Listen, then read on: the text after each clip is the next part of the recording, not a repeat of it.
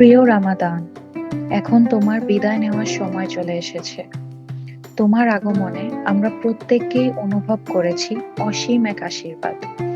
শান্তি ছিল আমাদের চারপাশে।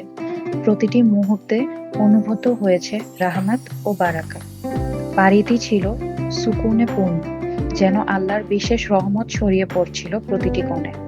তারাবি ও তাহাজ্জুদের রাতগুলো, সেহরির আহ্বান, আমাদের ইফতারের টেবিলের সৌন্দর্য এবং প্রতিদিনের সেই উৎসব মুখর পরিবেশ চারদিকে, সবকিছু মিলে হৃদয়ে ছিল গভীর প্রশান্তি।